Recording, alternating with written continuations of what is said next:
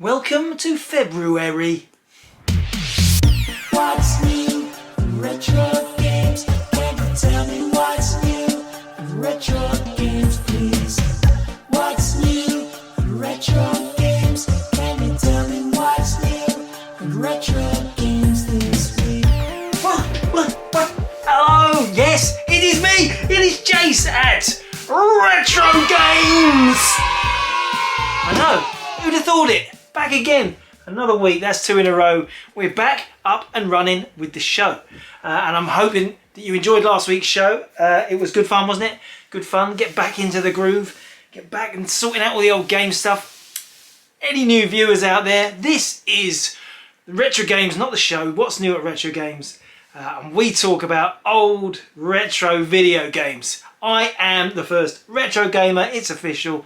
Nobody printed the words Retro Games anywhere before me. So shove it where the sun don't shine. Anyway, just full of myself today. Full of beans. Don't worry, won't be windy. You'd never know, would you? You'd never know. You'd never know if it's really windy in here. It might stink in here. You can't tell. You can't tell. That is the beauty of filming. You don't know how smelly it is. No, it's not. It's not smelly. I'm not a windy person. It's fine. Calm down. I know. Got lots of delicate souls out there and I do not want to upset you and make you think horrible things about what it's like, not the broom, in the games room. Yeah, the Retro Games room, which is where we film this every week. Yeah, welcome. Okay, let's get straight on with the show and let's talk about the competition. Yeah, we do a competition every week. If you're new, I keep saying you're nobody's new. Nobody knew. How did we do last week? Well, I asked you guys. I wanted 300 views. I think we're 270 something at the moment, so close. I said I wanted 20 commenters. Did I get 20? Well, I've got my sheet. Let's get my sheet. I'm gonna put the runners and riders up. Now, that's right, 15. I said 20. 270 people and only 15 can bother to comment. And you didn't have to say much. You can just say boo. It's a Mario reference. It's fine. But no, here we are. We're back doing it again. Anyway, those of you kind enough to comment and get involved did have something to say. So I've got easy part of the show, a bit of chat. Let's start with our old mate Gareth. He's number one. Gareth in Wales, and he said he really likes Stunt Racer on the Spectrum. Retro Bear says that as well. It was impressive, wasn't it? Stunt Car Racer, Jeff Crammon's crazy suspension. It's like you're driving on a roller coaster track. You know, Stunt Car Racer. Jeff Crammond, when he still had some fun about him, it wasn't all about serious Formula 1 revs and Grand Prix and all that. But he made a really good two-player at the same time racing game on a roller coaster. There's a loop-the-loop and all that. And it was a 16-bit smash hit. It was a great game, but they made it for the Spectrum. And last week we showed it running, and it looked really good. It did look actually playable and comparable to the proper game on the Amiga or the Atari ST. So yeah, I thought it was very impressive too. It's a bit of was it Graph Gold who programmed? I don't know if Andrew Braybrook was involved in that, but anyway, whoever put that game together, they got that running amazing on the humble ZX Spectrum. So I agree with you there, Gareth. Moving on, Richard.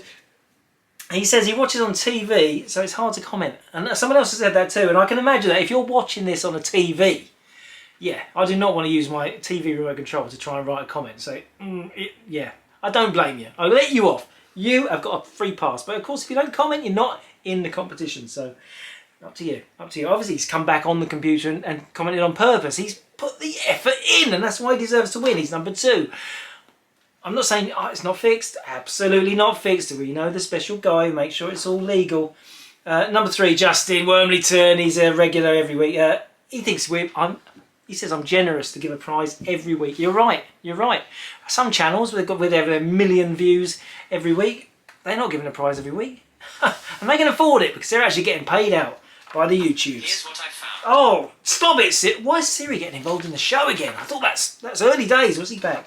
Yeah, so generous to give a prize, even if the prize is absolute crud. Why not? And he said on last week's show, he said he thinks the version of Super Ghouls and Ghosts on the SNES is the best home version. Now, I'm thinking he doesn't mean the arcade version. And he's I don't know, because I loved Super Ghouls and Ghosts on the PSP. Was it Hyper Ghouls and Ghosts? I thought the PSP version was absolutely amazing.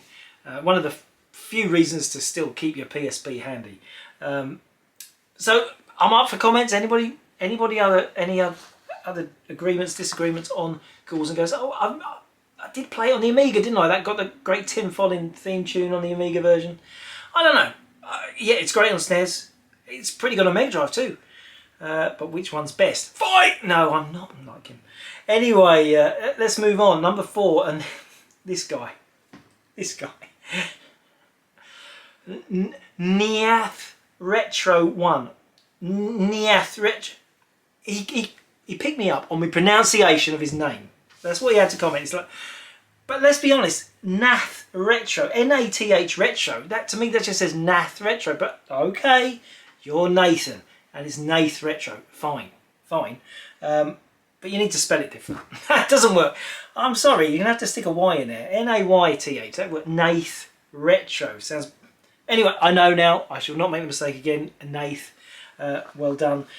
He said Deus Ex Machina. I was amazed how many people of you guys didn't know Deus Ex Machina. And that brings me to the point. I've been doing this for so long. 28 years now Retro Games been going. And I imagine that you guys all know pretty much as I do about all the really old 8-bit and 16-bit stuff. But I realise maybe that's not true. Maybe it's just me who's been obsessed with it. Because you guys, there's 2 or 3 people this week didn't know what Deus Ex Machina was. And it's such a landmark game in the history of the Spectrum. So to me, I was a bit flabbergasted because it's like no other game. And it is, as Nath says, a mad cheese dream game. It is. It's absolutely whack. It's a whack daddy of a game. Thanks, Mel Croucher. But it's really nice to get it on the show and show you guys if you haven't seen it before. So that's awesome. Yeah. Deus Ex Machina. Didn't know what it was. Devs. Deus Ex Machina. Wondrous Jaguar. She's back. She was talking about getting what she got for Christmas. She got some games and stuff. But for current formats. Ugh, not current formats. Ugh, evil PS5. It's evil, isn't it? Evil PS5. I hate it. I hate the Xbox Series X. That's not retro. That's rubbish. I've not pre-ordered my PS5 VR2, which I'm really looking forward to playing. Anyway, let's carry on. She said she bought a bundle of GameCube games, and she was wondering if apparently this is good value or not value. And I thought, well, let's talk about this. Is this a good value deal? €200. She's in Ireland. They use euros. Get used to it.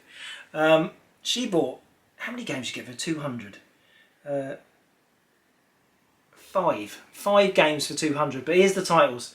I'm hoping they're in decent condition with manuals and clean discs. Resident Evil 1. Yeah, it's pretty good on the GameCube. Resident Evil 4, landmark GameCube game, but sold in its millions and not particularly rare. I'm thinking they're 20 quid each game. I mean, generally, that's 40 quid of your money. 40 euro, let's say 40 euros. Euros, pounds, same difference, same value. Mario Party 5 and Mario Party 6. Now, they are more rare. I think Mario Party 5 probably 30 game. Mario Party 6, did that come in a special box with a microphone? If you've got the special box with a microphone, then yeah, that's possibly a 50 quid. That's pretty good. So maybe we can say, like, let's say that there is a microphone in that, so that's 90 or what, about 150. And the last game, Pikmin 2, which I again picked up in value, and brilliant 2-player mode. Pikmin 2, it was really good, wasn't it? It's a lot longer and more enjoyable than Pikmin 3, sadly. Even though Pikmin 3 on the Switch looks amazing, the game is a lot shorter than Pikmin 2 or Pikmin 1, even on the GameCube, which is depressing. But there's a new Pikmin 4 coming. Pikmin 4 is coming. So if you're Pikmin mad like me, something to look forward to. Anyway, apparently that is good prices in Dublin. Retro gaming prices in Dublin are extortionate, apparently. We have learned something today. We are lucky to be buying, just buy your games from us. Just buy all your games from us and then you don't have to worry about local pricing. Just my pricing. Okay, carry on. Retro Bear. The legend who is the Retro Bear, we all owe him a debt of gratitude for everything he ever done. He was glad to see that his, I'm going to say better half, but let's just say other half Claire won a prize, which was nice. Yeah, that's it. And then straight after, Retro Claire, she was the next person to comment, and she was glad to win too. Is that good? Retro Claire won last week. She won a Llamasoft, Jeff Minter, Camel's Vic-20 game. But the great news was, and you'll be so relieved, Claire has a Vic-20! Yes, she does have a Vic-20, and she's going to play that game. I'm sure she is. No, don't play it. Don't play it. It's brand new, unused. We got it from Jeff himself. Don't do that. Okay, Paul Dixon. Let's move on to Paul Dixon. He's number 8. Brilliant piece of info correcting me. And I'm always up for some correction. I do not know everything. I think I do, but I don't. And Paul Dixon told us that the Super Off-Road prototype I showed you for the Atari Lynx last week is not a prototype. Apparently Telegames, aftermarket releases, they made those horrible blocky cartridges. I'll stick a picture back up to remind you. They made, that's a Lynx cartridge. I mean, I think if you put that in a Lynx Mark 1, you're not going to be able to shut the little cartridge door, are you? It's such a blocky thing. Yeah, apparently they made cartridges like that for a while. For the late on Lynx adopters. I want to adopt a Lynx. No, you can't. Got to fill in some forms first. Okay, who we got next? We've got Retro Ed, the legendary Retro Ed. And I saw Retro Ed because he won. He won the Milton, the big Christmas competition. He won the Milton, the talking electronic game. My friend, he's gone now. And he put a little tiny short YouTube video of Milton on his channel, which I watched.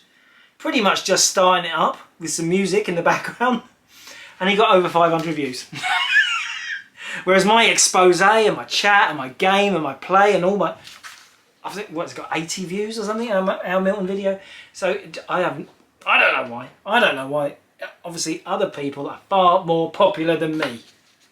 Well done, Ed. Well done. I wish you hadn't won now. I want him back. I miss him. Anyway, calm down. Calm down, Jace. Don't let the tears come. Don't let the tears come. Not on the screen. Stop it. Claire also says I'm bonkers. I just bring that up. She says it a lot. She says, Jace, you're really bonkers. You're still bonkers. Bonkers. That means mental, doesn't it? She thinks I'm like this all the time. Anyone of you gamers who's met me will know I'm always like this. I'm just a bit hyper. I think that's to do with being surrounded by video games. Video games are exciting. And every day I look at games and I deal with new games and I get boxes of games. That's a constant level of excitement. I mean, you understand this. You're gamers too. You know. Can you imagine? Every day is a new game day. I know. And that excitement has soaked into my personality and made me incredibly irritating. Incredible. Just imagine spending Christmas with me. I know. You're lucky. You're lucky. You only get me for an hour and a bit. Okay, let's carry on. Also, Retroed, I'll come back to that. Retroed said, the Black Cauldron, remember we looked at that for the Atari ST. Beautiful game. Gorgeous picture manual. Looks like a proper Disney product. That was one of the first films he ever saw. And I said that nobody's ever seen the film. Ed is contradicting me now. He's no.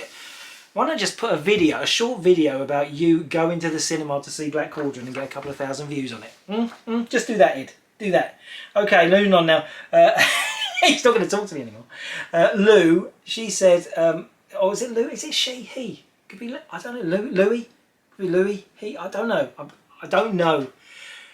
It's a bit weird asking people to comment their gender, isn't it? It seems a bit intrusive. For the record, I am a boy. I'm not proving it. You have to just believe me. Okay. Lou said, sorry for not coming on the Christmas special. It wasn't really worth saying anything. Sorry for not commenting, but you're back. You're back, Lou, and you've been there all the way, haven't you? You've been in all the competitions, I think. About time you won. Tetley, back again, said, oids. Remember oids, Atari ST game, one of my favourite all-time Atari ST games. Oids by FTL. Looked brilliant. And he's absolutely right.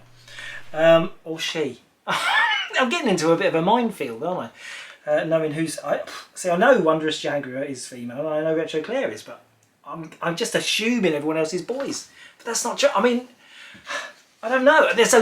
There is loads of retro gaming girls out there. And good, thank God. My number 2 in the office, Fiona, Retro Fee, is a collector of retro gaming. So I know, because I work with a lady who collects retro games too. So, yeah. Get on with it, Jace. Pete's back. Peter, ex-winner. He said, was he having a bit of a mental breakdown, or did last week's Snake Pit by Mike Singleton and McDougal's lost whatever it was on the dragon looked like exactly the same game. And he had a point, didn't he? They did look very similar. Let's just show you again.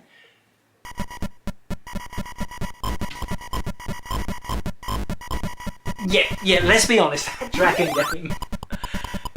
game is horrible, isn't it? It might be super rare, but oh dear, flickery. I think the dragon's capable of better than that. Moving on, Retro Import Gamer. Yeah, James, yeah. Konnichiwa. Konnichiwa to him. He wrote some very interesting messages. Firstly, he said, the Mr. Blobby outfit came up for sale on eBay. I should have bid on it. Just imagine if I turned up to the show dressed as Mr. Blobby. I know what you're thinking. What's the difference? Yeah, I beat you to it, didn't I? I beat you to it. You would have said that. You would have said that. Would have been all the comments. You are Mr. Blobby. Yeah, brilliant. But it would have been hilarious to because I went Blobby the other day, didn't I? I think in the other show. That was it. Well, there was a reason for this. I'm not just obsessed with Noel Edmonds. Anyway, he said something else. He was talking about games that he likes. And he said he wouldn't mind sitting in a Ferrari with a nice lady having a magical shower. A magical shower, you dirty boy. You dirty boy, James. Anyway, moving on. Retrogames Revived. This is weird. He told me about me saying Nath's, Nath at number 4's name wrong. He told me that it's not Nath, it's Nath. And he says that Nathan, Nath Retro 1, you're getting another hit here, mate. He says you're the sexiest retro gamer on YouTube. I think there's some competition. There's some competition afoot, isn't there? You wait, I'm going to be here in a Retro Games vest. Moving muscles out. Yeah! Yeah, maybe not sexy. Maybe I can't pull off sexy. But, it's a shame, isn't it? Isn't it a shame? And the last comment there is from MH Johnson. It's Michael. He's been on the show before. And he just said he was glad we're back. Well, I'm glad someone is. Let's get on with this competition. First, you want to know what the prize is. And I'm going to stick with Llamasoft. Yes, another Jeff Minter game. This is Super Grid Runner. Let's get it on the big screen. Totally an improved version of the original Grid Runner, which came out for loads of formats. It came out for Dragon, came out for BBC Electron, VIC-20, Commodore 64, Spectrum. Massive game Grid Runner was. But this is the super version, all improved. I got some pictures of the graphics there. I got again, absolutely precise. For the Atari ST, you're going to need that format if you want to play this. This is an Atari ST disc, and again, like last week's, it's in brand new condition, brand new, unused. Look at this, it's immaculate. I've opened it up. Look, also in this series, Andy's Attack. We haven't got that one. And again, like last week's game, this came directly from a good mate, Jeff Minter. We bought this old stock from him, cleared him out. I've got a few of them, quite a few of these, but it's worth, I don't know, 20, 25, 30 quid maybe. Lovely, lovely original game for the Atari ST by the king of arcade modernism. Get me, Jeff Minter. First met Jeff Minter at the launch at Olympia of the Conix multi-system. Now there is a story, and Jeff was in a panic because that thing was virtually on fire.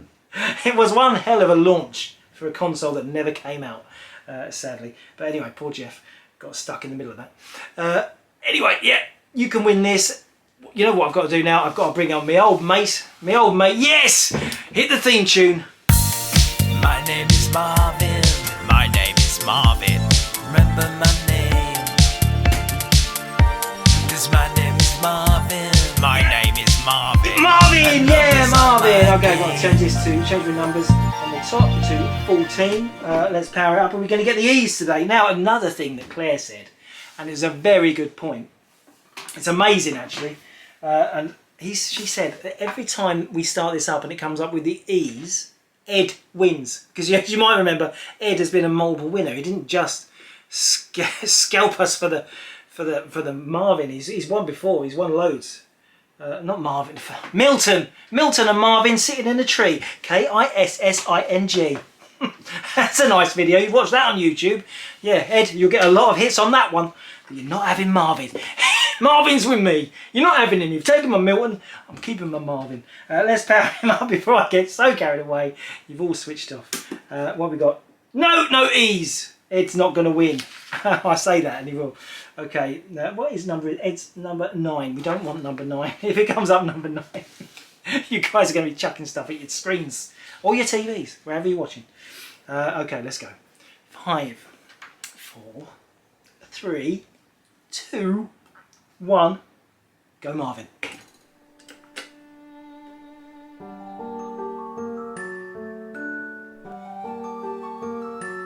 a long one. 14! Oh, it's Retrogames revived. I think he's won before. Has he? I think. Oh, I don't know. Anyway, number 14, Retrogames revived, has won. You have won Super Grid Runner. If you want it, send me an email. If you don't want it, I'll put it in next week's competition. We could make a big prize pot, couldn't we? Anybody who doesn't claim, that prize goes on to the next week. That's a good idea, isn't it? Thank you, Marvin, for your assistance. You've been a lot of help. Very nice. Still working. Doesn't look like it should be able to work, but it still works. Right, you know what? We finished that bit of the show. What's next? You know what's next? What's new in retro games this week? Yay! What's new at Retro Games this week? Yeah, I've got some time. Oh, they're checking my timers before my cameras turn themselves off. You know the score.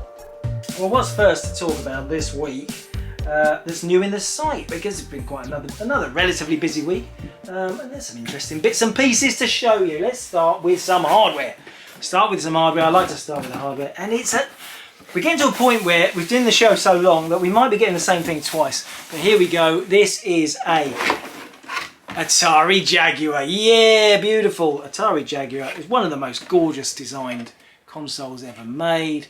Such a wicked Art Deco. I think this is an Art Deco inspired console, isn't it?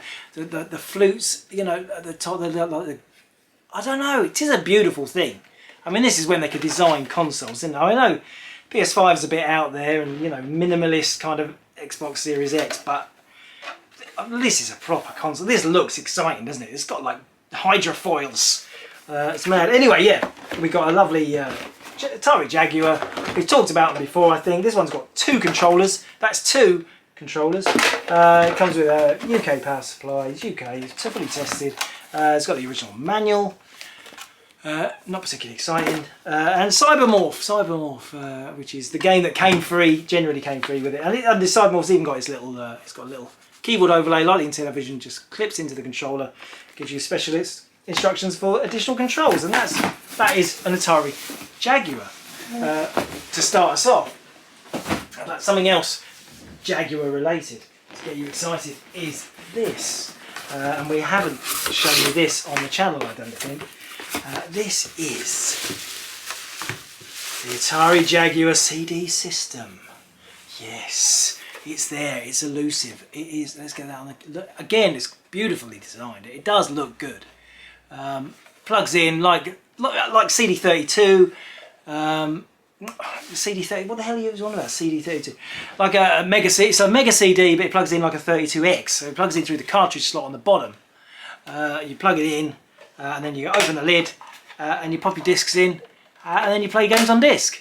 But incredibly rare and incredibly unreliable. These very, very rarely work. They've got similar issues to Game Gears, spuking up their capacitors all over the boards.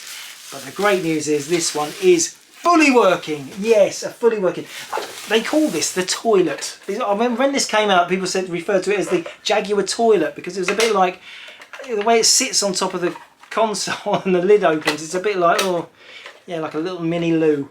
A little mini loo for you to do your business in. This has got it's got power supply, obviously. Has its own power supply. You've got a double power supply, like the Mega CD. Comes with a Mist demo, still missed.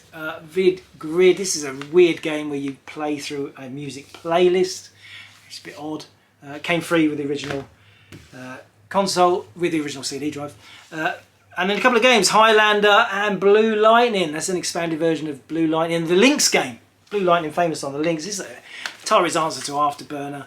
Yeah, they're nice. They're nice games and tested. We enjoyed testing them. Yeah, you got the disc. Got the disc. Fold out. This one's a lot nicer condition. It's beautiful. Beautiful there. Absolutely lush. Just to confirm. Oh, shut up! Excuse that little watch moment. I might have cut that out. My watch is getting involved in the show big time today. Thank you, Siri. I hate you, Siri.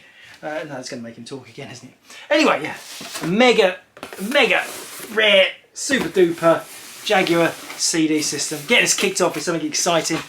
We don't see many of those. It's the first one we've had for about a year, I think. Let's carry on. What about this? Now, we don't get these often, really. Not particularly rare. It's the GameCube Donkey Konga Bongos pack. Yeah, bongos. And it's funny how upset, when I thought about this, Nintendo are a bit obsessed with bongos, because remember in our TV toy, in our Nintendo toy show, Christmas special, we showed you that Elefun, was it Elec-Fun mini bongo that played with strips. I just thought, that's weird, they're obsessed with bongos. Who'd have thought it? Nintendo, bongo crazy. Yeah, lovely condition. We've got the lovely sealed bongos. You know what this is. They're good games, aren't they? Jungle Beat's probably more fun to play. That's a platform game where you use the bongos to jump over things. But I like. I mean, it's like lots of Bimani games. There was a big thing. There's a big thing like in the late 90s where everyone got very excited about music-related games, and this was Nintendo's answer. And you play the bongos, but you can play. It's really good two-player. If you can get your second set of bongos, I just like saying the word bongos, which is mainly why I chose to pull this out today. And it's a really lovely example, 10 out of 10 disc. And if you're going to collect GameCube, you've got to have this. You've got to have it. You can't call yourself a GameCube collector if you haven't got this. I wish I could just fold it in nicely. Don't slide it, it's just caught in it. It's caught up. Got it, up. Bongos. Moving on. Okay, let's talk about something else. Another Nintendo game here. This is a NES game, and I just thought this was interesting. This is soccer. Okay, it's an NES PAL NES game, but it has no code. Usually you get the GBR or UKV or the little codes that NES games have, and it's printed usually at the bottom underneath the Nintendo seal logo, but this has none. And there are a few releases which don't have the codes anywhere on the cartridge. They tend to be early issues and I think they're rarer, but there's no documentation to say how much rarer it is without the code than with the code. So I just thought I'd point that out. There's two versions of a lot of early NES games. Some with the code, some without the code. I don't know which ones are rarer. Maybe you guys do. Why don't you comment? Okay, that was boring, wasn't it? That was boring. Atari ST game. We covered some Atari ST last week. Got one this week, just one. There is some more ST stuff coming to the site, but I loved this game when it came out. It was kind of like a static screen, and you used your imagination really, but you felt like you were in control of all the sections.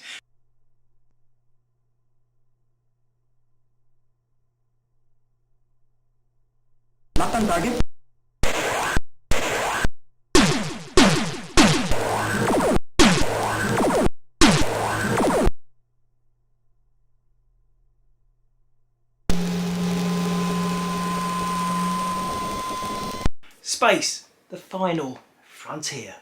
Anyway, the reason I've got this out is it's not just about the game and listening to Chekhov telling you to do things, but because the original Atari ST version, you know this, you know, what does it come with? It comes with an official patch. And you know I love freebies in games. That is a Starship Enterprise So On patch.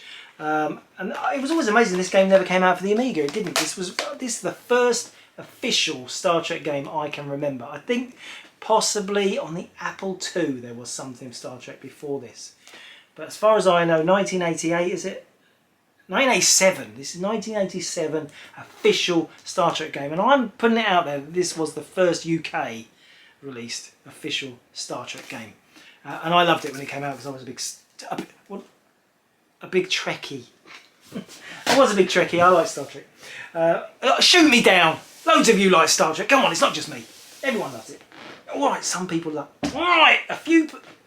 I love it. That's it.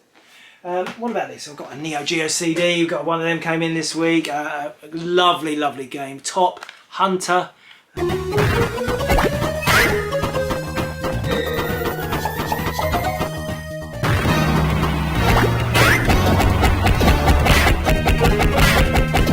Beautiful, lovely condition. One of the classics for Neo Geo. Let's just show you a bit of Top Hunter running.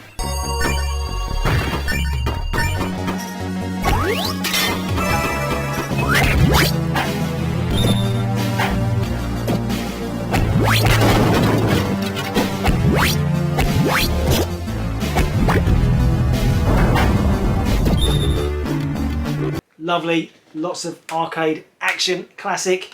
Top Hunter there, Neo Geo CD. We're really spreading the formats today. But let's carry on with Jaguar, because we had some games for Jaguar too, and I just wanted to show you they are not in great condition. So I thought that's interesting in a way. Is it interesting to look at? I show you all the best stuff, but I never show you all the nasties. They're horrific. This is Zool 2 for the Jaguar. It's got some horrible sticker marks there on the front, and this is because it seems to have had a. I mean, I barely want to talk about this again, but there's a shop called Cash Converters. You might have heard of them, and they decided that they would make stickers that are pretty much impossible to remove from card boxes, and then get Rare Games plaster those stickers on those games and make someone else have to pay the price of getting it off. I mean, just because you're a bunch of idiots and you sold this for a fiver, you didn't have to ruin it to make a point, didn't they? They're making a point. We don't know how to sell stuff for proper prices, so we're going to vandalise them all. If you work for Cash Converters and you're responsible for putting those massive, impossible to remove labels on SNES, on Jaguar, on NES, on N64, destroying the original boxes, then we're gamers. We go hard on. You need. I'm afraid. I don't usually advocate self-harm. I'm not that kind of guy. But in this case, if you're destroying classic video games for no reason, you've got to do the right thing. I'll probably get this video banned for saying that. I'm having a laugh. Here. I'm finding me very funny. always.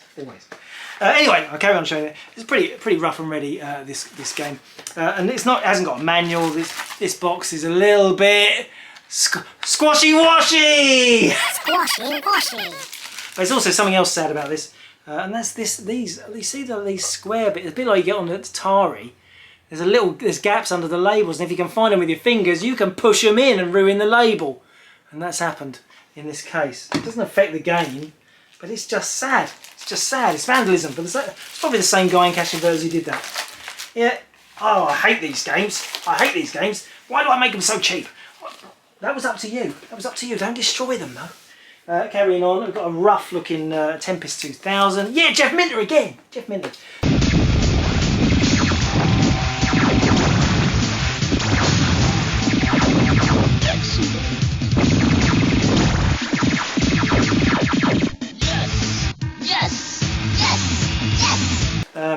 Brilliant game on Jaguar. One of the is it the killer app? I mean, Alien vs Predator, Tempest 2000. They are the big games for Jag.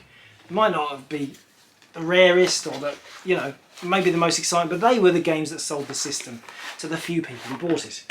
Yeah, this one has got the manual, has got the cartridge. The box isn't so bad. Well, it's warm. It is warm, but not. I mean, yeah, it's not great, is it? It's not great. But yeah, cartridge is fine. I've got some more. Come on, Jace. What's Find in the it. box? What's in the box? What's in the box? I've got Pitfall, the Mayan adventure, the Mayans. Is that a biker gang?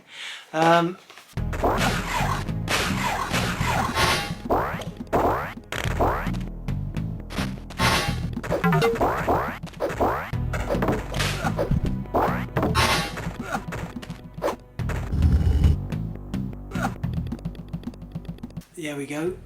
Pitfall. It's got some tape residue. It's been taped at the bottom. I just think it's nice to show you some of the rough stuff, because let's be honest, you know, we don't just sell mint pristine. We sell cheaper, not so good stuff, and we do. We have to sell everything, don't we? We sell everything. So sometimes games are a bit rough and ready, but that's okay because they're still great games and they're still good to play and they're still worth having in your collection. So you know, there's the sell. That's the big sell. And like, you know, the manual's got the corner turned up, but who cares?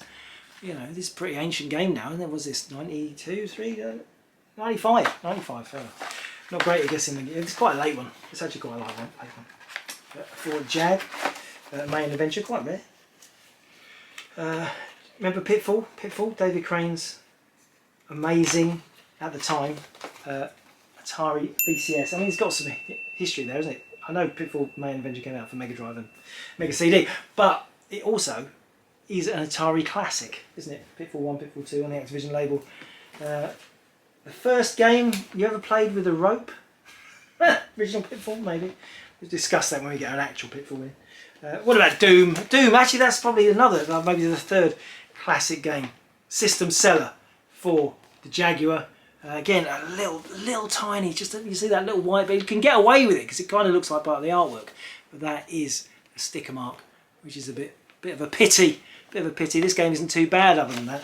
It's not too bad in condition, but Doom, I remember playing this. I was like most consoles, I had it as soon as it came out, and I remember. Oh, it's got the little keyboard thing. There's a bit of a tear on the manual there, sadly. You know, it's average. But yeah, I remember this game being terrifying.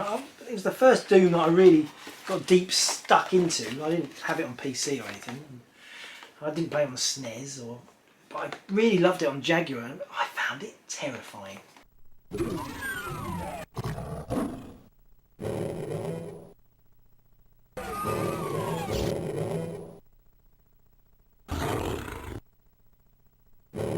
I mean, you think how scary games are compared to this now. But I was terrified.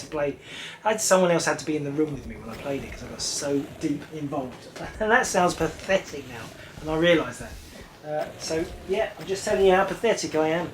Here's a rare one, and not by rare. Rayman. Rayman is rare on the Jag.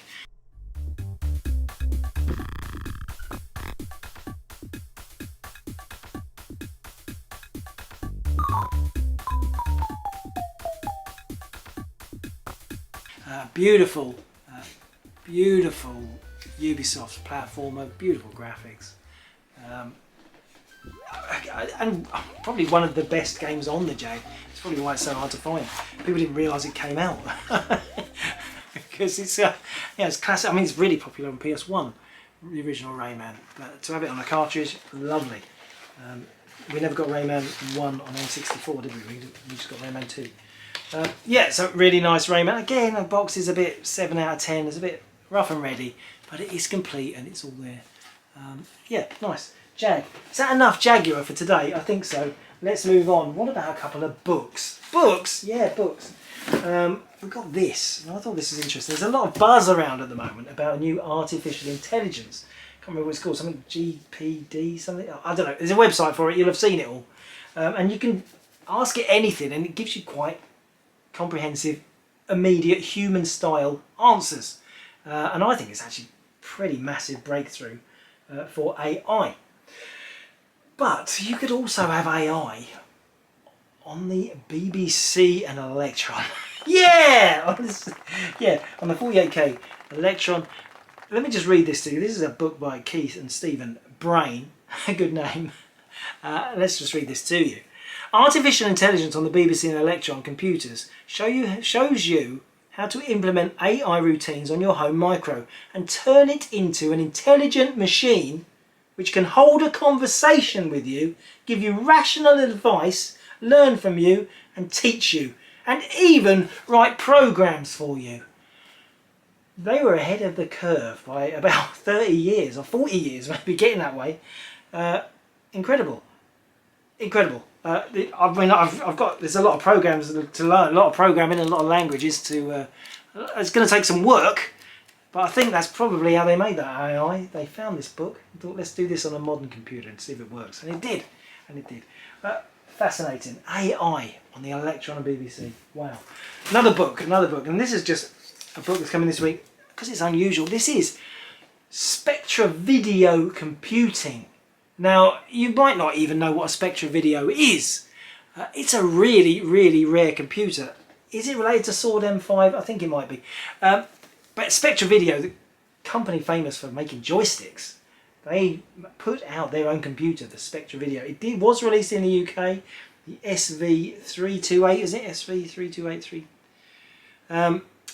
Anyway, this is just a basic guide for that computer, but it's just so unusual.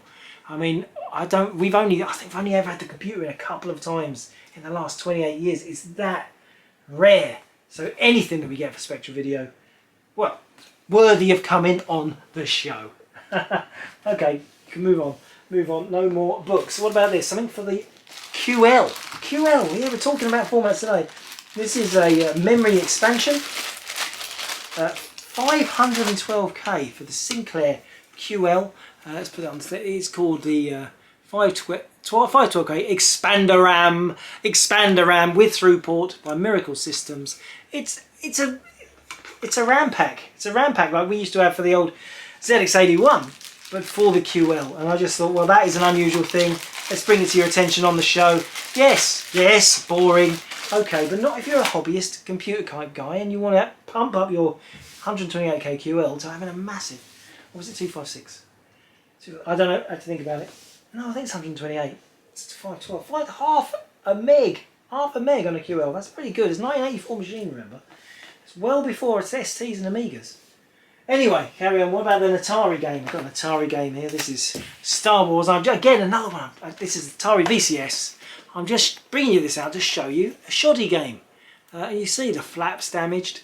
It's got a nasty cracked flaps there. And if you've got the back there, you've got some marker pen. Isn't that horrible? Someone's just drawn on it. I just want to show you how bad games can be. The manual there's a bit worn out. I mean, it's there, it's working. The pages flip and everything. Amazing.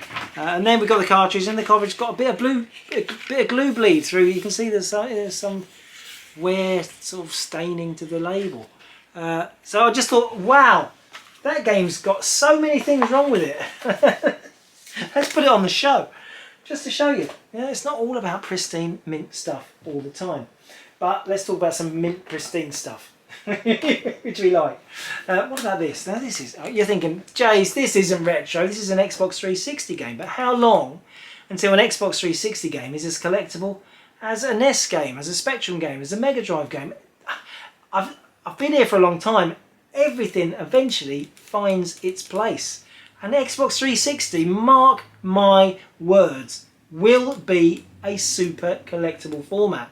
It's just going to take a bit longer. I mean, the original Xbox, OG Xbox, hasn't got to that level yet, but it's certainly picking up value. It must have doubled in the last 3 years, which is pretty amazing. Because I mean, you could get original Xbox games for £1-2 quid, but suddenly no, 5s, 9s, 12s. They are picking up on value, and 360 is not that far behind. And 360 was home to amazing games, wasn't it? If we're actually honest. I know it's hard to believe, you know, that it's so long ago, because it feels like yesterday to me. It feels too new, it feels fresh. Xbox 360, well, that's not a retro format, but it is. It is. I mean, when did this game come out? 2010. Well, that's still 12 years ago, isn't it? 12 years ago, Halo Reach. And Halo's a franchise which carries on forever. It will carry on forever. There'll be Halo. 2050, they'll still be making Halo TV shows and games, probably. Anyway, I just want to show you this, because this it amazes me the amount of effort they go to on these special editions. And the Halo Reach special edition, you're not even thinking it's that special, but look at the box. It's like some sort of cryo chamber sarcophagus. It's got a metal door handle that you pull open the sleeve, and okay, there's the game. Pretty standard affair, but it's not. It's in a little box, it's like a tomb. So it's in a little box lid. I can tip this out. So you got this little beautiful box lid. There's the game, and then you've got the back, this pouch, and this has still got its sticky seal on, and this is underneath it, and it's got. Look at this, like something. It looks radioactive, doesn't it? It's like something that you shouldn't be touching. Top secret for your eyes only, and the stuff in here. It's beautiful. It's so. I mean, the people who produce this stuff put so much effort in, and we just leave it in the box because we don't want to damage it, and we don't want to look at it. But you know. It's incredible. So it's got a magnetic lock on the book, beautiful artwork, and it's like a Filofax for adventurers. It's full of stuff and little inserts. Like here, you've got like flappy bits of paper and clues and so much. I don't know. I think it's incredible, really. And we take this stuff for granted. It's just pre. But it's not, isn't it? It's really special. If this was a Spectrum or a Nintendo game, it had all this stuff like colour photos wedged in. And then you got. What would you like to search for? He's not doing it again. Then you've got the poster. You've got a fold-out poster, and then you've got this pouch at the back. And there's loads of stuff in here. I'll pull this stuff out and look. Oh, hang on. Anything else? Yeah, there's more stuff in there. Look, we've got like photos, we've got documentation, we've got more. What's this? For your comfort. More photos, more blueprints. There's just tons. I used to, in a previous life, I used to sell records, as you might know, and I remember the Who live at Leeds. It's a quite rare prog album, you know, the Who, the band The Who, you know, Tommy the Who, come on, you know. It came with 28 inserts, like all bits of paper like this, like the strange little things, photos, just scrawled messages. But finding that LP with all 28 things is still a challenge, and when it's all complete, it trebles the value. It reminds me of that because there's so many. I mean, there must be 40 or 50 inserts in this thing. I mean, look at this. I mean, who made this? Someone has made that. It's like some sort of transparent. I mean, the effort. And this is like a DNA. It's on that kind of frosty see-through paper. You can overlay it on stuff. And these are like Filofax pages. Everything, every single part is designed. Some sort of key card, plastic key card. And even like a proper sew-on patch, a lovely sew-on patch. We just don't think about the effort that goes into making all this stuff, and how amazing it is, really, that the companies are committed to making this much tat to put in a game. I mean, nobody's ever gonna look at this stuff probably, but it's there, and someone produced it all and made it. We just don't appreciate it. We just think, oh no, we don't want to open the sealed pouch. Got to keep that pristine. But it's someone's work, man. It's someone's life making that. And if you love the game and the story of the game, it's lovely, isn't it, to have something related. Yeah. Anyway, that's enough. Enjoying the Last of Us TV show? Anyone enjoying it? It's good, isn't it? It's good. It's good. It's made me start playing it again. I bet like so many people at the moment, we're all playing. We ain't got any time for retro gaming. Well, it is retro gaming. PS3, you've got to play on PS3, be original, no remastered, come on. Honestly, yeah. Yeah, it's such a brilliant game, isn't it? It reminds it's really nice to watch a game that you know really well on the TV. It's not just me, is it? I'm really, really impressed with that show. Commissioned to a second series now, which I guess will be Last of Us Part 2. I guess they're going to have to get... Sony really be missing the trick if they don't revisit that franchise and make a new Last of Us game. You heard it here first. You reckon? Yeah, you heard it here first. There's going to be another Last of Us game. Yeah, you heard it here first. What about this? Mega Drive! Yeah, you love Sega Mega Drive like I do. And here we have Sonic. It's Sonic the Hedgehog. The game that, you know, made the Mega Drive the household name it is, but this one is so beautiful. I just had to show you it. It's a standard game. It's a game you see coming out of your ears, but you do not see it like this. Look at this manual. I've got to let it catch the light. That's it. Oh my goodness. I thought that manual that we looked at last week was amazing, but that is just stunning. For a Sonic 1 manual that had never to come out of the box is really, really unusual. So a really mint copy of Sonic. That wasn't the only one that's beautiful this week. We've got Tailspin, Disney related. It's a TV cartoon show, isn't it?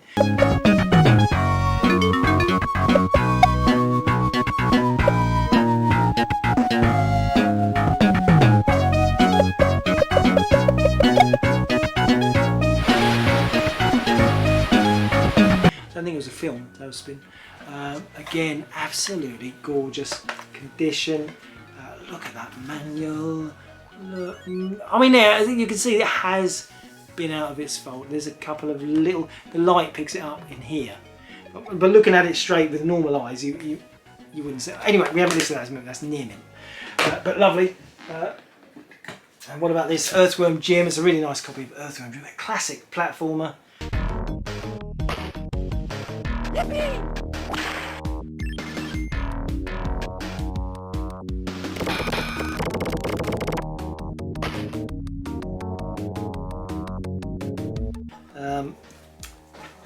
Often forgotten about, but really good fun comedy platformer. Again, lovely condition, lovely manual. Earthworm Jim, he's a worm. It's a lot of cool game. And then we've got the sequel. Guess what that's called? Yeah, it's Earthworm Jim 2. Earthworm Jim 2 again. Lovely condition. Beautiful condition. Here we go. Oh, what? What? Who did that? Who did that? Oh, what? What? That game was beautiful. The cartridge is beautiful, but who did that? Who did that? Who did that? Pick your teeth with something else. Don't rip the blooming cover of a game. Oh, don't do it, you naughty, naughty boys. Anyway, I'm mucking around with the table. Earthworm Jim 2 there. Beautiful game with a ripped corner on the manual. Shame. What about Genesis? You remember Genesis? Yeah, I can feel it coming in the air tonight. No, that's not Genesis. That's just Phil on his own, isn't it? I've got to think about another Genesis song now. I've ruined that. Spider-Man for the Genesis. Beautiful. I love these red boxes. You know, the American, they get red stripe, red. They just look so classy, don't they? They look more exciting. A real comic book vibe. And again, beautiful. Look at that manual. Look, you get the shine. Just catching the light there. Catching the light. Letting the rays bounce off. Oh my God. Oh, yeah. You do this in time to music. Yeah, it's like a disco manual. Awesome Spider-Man, but even better than that, another in the same condition. Maximum Carnage is another Spider-Man related game.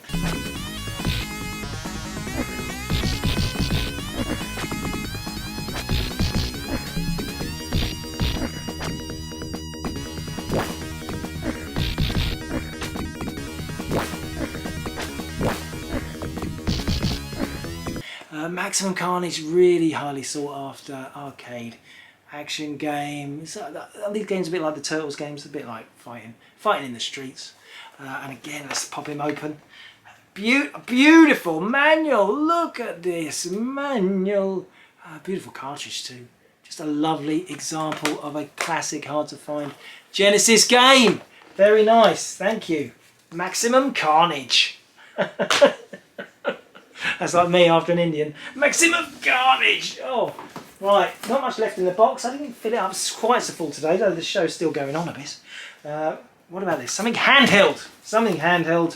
What could it be? What's in the box? What's in the box? It is a handheld. What's in the box? And it's a classic. And it's something that I don't know if we've had one of these on the show before, but it is this. It is a PC Engine GT. This is the Japanese handheld version of the PC Engine console. It takes all standard games. It takes the proper PC Engine HuCard games.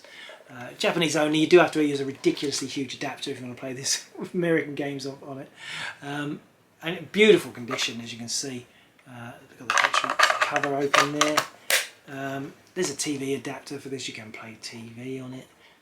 In the old days, if you have to tune in TV. You've got volume, brightness there. You've got an ear socket. You've got the power of the thing. It's got a strap. I mean, I think this is a bit big. It's a bit big to take around on this strap. Risky, isn't it? Risky. This string could be perished. Could smash this. No, I'm not. I'm being nice. I'm being kind. It's beautiful. Beautiful. This little bit on the side, that's for an aerial. So you could screw it in the aerial, put it up like that. A bit like a Game Gear. You look like you pretend it's a phone. Yeah. I can't believe you're calling me on it. Exactly the same time. I was just saying you could use this as a phone. I know. I got to go. Yeah. They want me to finish it. They think it's a bit stupid. Yeah. Okay. I'll ring you back. So anyway, yeah, beautiful game. PC Engine. GT. Turbo Express is the American version. But this one's called the GT. That's a nice name. It's like Gran Turismo. Nothing to do with Gran Turismo, but it's like it. But the bad news is, it doesn't work! It doesn't work, just like that PC Engine LT that we showed back last year. These suffer from capacitor bleed, and even though it's in beautiful condition, it's going to need to be opened up and the capacitors changed. So it is sold as spares only. Grab a bargain if you're a bit techie and you can fix it. Apparently Retro Claire, she fixes stuff. Maybe Claire, fix it. I'll pay you to fix it and then I'll list it at full price. It's risk though, isn't it? You don't want to open it up. If it wasn't yours and you open it up for someone else, it feels a bit risky. Just in case you lose all the screws. That's what I would do. I'd be opening it up like, oh yeah, super careful. Oh no, oh no, oh god. I've lost the screws all in my lap. And then they're pinged off. And then they're down the side of the floorboards. And yeah, that's exactly what I'm like. What were you finishing the show on today? I know you're thinking Spectrum. No Spectrum today. What? Yeah, I know we listed some, but we did not find anything worth talking about. Not for me anyway, not today. But I want to show you one thing, which is kind of Spectrum-ish related. And that is this. This is a cassette case, which came in this week. Isn't this amazing? This is a cassette carry case. I'm going to open it up to show you on the... It's got some stickers in it. It's got this sticker saying Street Cred. It's a standard case for your Spectrum games, your Commodore games, your Amstrad tapes, or your audio cassette tapes. But it's in that kind of this really groovy 80s design. Looks like a mini, what is it? A ghetto blaster. It's a ghetto blaster in a carry case. And it's great. I mean, look, it's got a headphone socket, microphone sockets. It's got the balance, it's got the function button there, it's got the tuning sliders, and on the back you've even got all the outputs. It's got an on-off, it's got tuned in an external aerial, it's got AC adapter in, you've got the aerial there, you could pull this out, put the aerial up. Even the bottom's got like a grill, and it's got a lovely hat. That's the tuning bit. I know I'm getting carried away for what is essentially just a carry case for cassettes, but I've never seen anything like this before. I love it. I have no idea how much we're going to put it on site for. But anyway, I hope you've enjoyed this week's show. Lots of crazy retro tat, as usual. Let's see if we can find anything even stuff. Let's see if next week we can find even more exciting stuff. Until then, retro gamers, bye! Retrogames says thank you for watching. Retrogames says thank you for watching.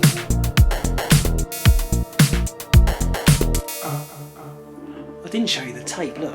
It says anchor. How does it know? Invisible noise. Invisible noise. Invisible touch! Invisible touch! That's a Genesis song.